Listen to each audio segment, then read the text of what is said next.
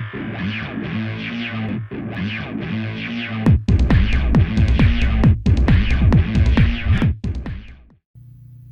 guys, Tank here to show you the Skyrc 1/4 motorcycle. This box is massive and so is this bike. This is crazy. Let's have a look. Ta-da! Thought I'd do a quick unboxing and spare you guys with the box and the packaging and all that. But this thing is nice and big. As soon as my son saw it, he said, "Dad, you have to get it." And I did not get it because this was lent to me by 110 Hobby from Pembroke to actually do a review and my thoughts on it, on this kind of unboxing and review of the motorcycle. I'm not going to do a ride, a test drive of it, but in the near future I think I'm going to get one. It's such a nice bike, and let's get to it and change the view and start reviewing this thing. It's really neat. Oh, the tires are stiff, so there's no foam in there. Interesting. Cool. So let's change the camera, like I said, and check it out, guys. Okay, here's what you get into the box. You get a motorcycle, you get the stand that comes with it. We'll go through that a little bit. And you also get the radio. Now the radio is a FSGT2G.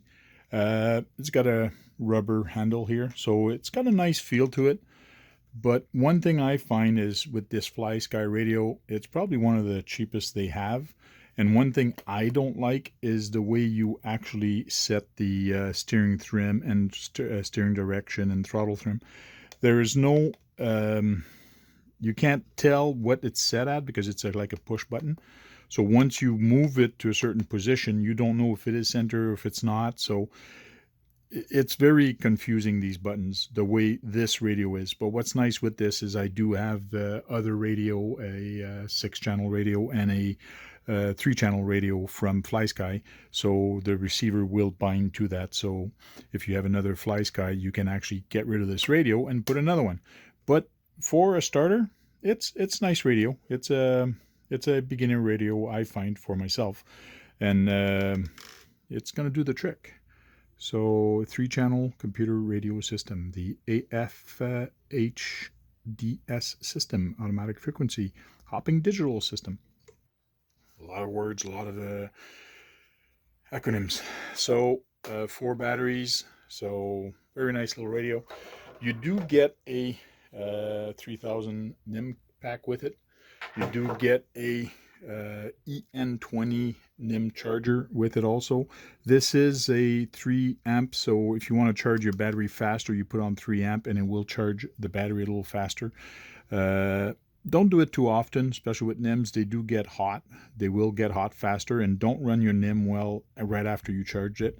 It's always better to run it slow on a NIM. It's better for the battery, but it does work. So you do have the power cord with it, and you do get a XT60 connector with it. So it comes ready with an XT60. So you do get that. You also get the batteries for the radio, and you also get a couple tools and set screws also, because I just put these bumper guard on there, but there's little tiny set screws that you have to put on to actually set them. So there's a bunch of little hardwares here and that you can spare, that you can have for it. So I'll move this aside so we can actually show you this a little bit better. This one, the FlySky SR5, the body does not move. The only thing that moves is the head, which is kind of cool if you want to position it and take pictures. But the Super Rider is very nice. Suspension in front is shocks. So there is, it goes pretty far. So at the back you have one monoshock. It is an aluminum cap, aluminum at the bottom, but the body of this shock is a plastic shock. But very nice suspension. So when you're jumping with it and going around, it's very nice. What's really neat with this system is it does have a gyro into the wheel. So even before you start the system, the gyro is going to turn, and that's going to permit the motorcycle to keep balance, a better balance as you drive. So it's going to help it. And there's actually a gyro up here to know if it's tilting or not. So as soon as it starts tilting, this thing is going to turn faster inside. And really neat how it gets the power to this is there's two conductors here. So this is a brass plate that goes all the way around and to this side of the wheel, and another one goes there. So the gyro inside, there's electronics in here, which is really interesting. And that shows you how it works. And I'll show you real quick in the manual. You do get an instruction manual. And in here you have how detailed how the truck is built. But what I found very interesting is this, and you do have a brushless motor in there that turns this flying wheel, and this is the what helps the flying wheel and keep the balance of the truck. And this is the gyro effect governor board, which is on top of the wheel, on the body, which is very interesting and very neat how they've done that with the electronic stabilizing system. So well thought of, that's for sure. One thing that's very interesting that I found is this thing is big, which is very nice. Suspension is nice. The body does not turn when the motorcycle turns. So this, just put the bike off to the side, and basically when you put it off to the side, this is how it is. And as soon as you hit the trigger to go forward, well, the gyro should help you get up and hold everything up. So here's the stand, full metal, nice stand to actually put the motorbike on. What's interesting on this is the battery goes right on the bottom. So right on the bottom the battery goes. So the only thing you have to do is remove the body clip. And what's interesting with this is it does hold it there a little bit, but then there is tension, but then there's no more. So the door actually stays open. So lots of room to put the battery in there, and your connector will go through there. So you can actually put a big battery in there. As far as I know, this system is 2S capable. I don't think it's 3S capable. I did not see it. It is a 60 amp. So it does have a Toro motor, KV, it's 3200 KV. It's written here for 1/10 scale motor, so it is a 4-pole. This is full-size motor, which is very nice. It also has a full-size ESC in here. So if ever you guys don't like that one, you can actually change it to put your own ESC in there. And there's a lot of room for an ESC there, which is very interesting, the way they've designed this and done this. The ESC on here is a Toro. It's a Leopard V2 from Toro.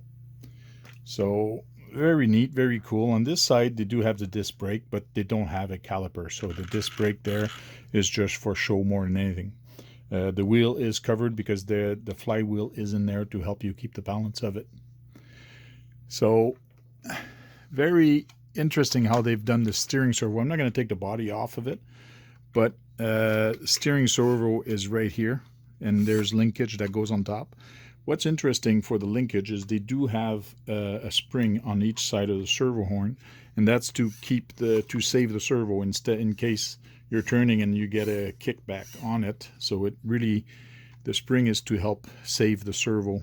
So very interesting.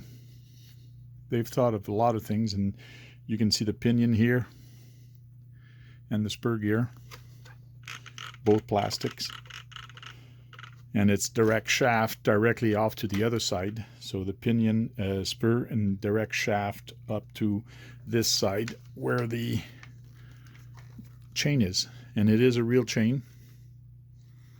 So the detail on this is amazing. It's, as soon as my son saw it, his eyes kind of brightened up and says, yes, get that one. And I even showed my wife, and she goes, wow, that thing looks amazing. And then I told her, I might get one. So she just looked at me and smiled. So not for now. This is just from 110 Hobby for me to show you guys. I cannot do a running video, but in the near future, I think I'll find a budget to actually get this and actually run it. There's a lot of guys out there that have this rig and actually has been running it. Very neat. What I like is you can pose the head out of the whole truck. It's neat that you can turn the head, but it's not what I like. It's just the whole way it's built. It's very interesting, and Skyrc did a very good job making this motorcycle. You even got little covers here to they're Lexan to help cover the shocks, and on the inside of the shock you can actually see where the shock actually goes in. That's kind of hard. Well, there you go, you see the shock, and there is an internal spring. I can hear it when I push on it. Come on. It is a little stiff.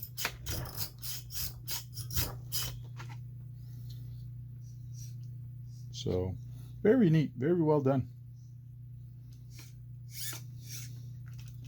The only thing I don't like about this is a remote control. They could have done a better remote control, but again, if they put a better remote control, they got to jack up the price. And I just noticed the suspension in front is a little stiff, but I don't know if that's a settings that you can actually do, but it's very interesting. Probably some adjustment to be done or whatnot in the front. So very interesting. I like it. I like this little motorcycle, and it's pretty massive. It's a nice big motorcycle. I'll put the specs on the bottom in the description so you can see how big this thing is. So just as a reference, here's a remote for it. So it's way taller than a remote. So this is the 1/4 scale RC dirt bike from Skyrc, the Super Rider SR5. Guys, if you like this video, please like, comment, and subscribe for more. And we'll talk to you guys later. Keep having fun.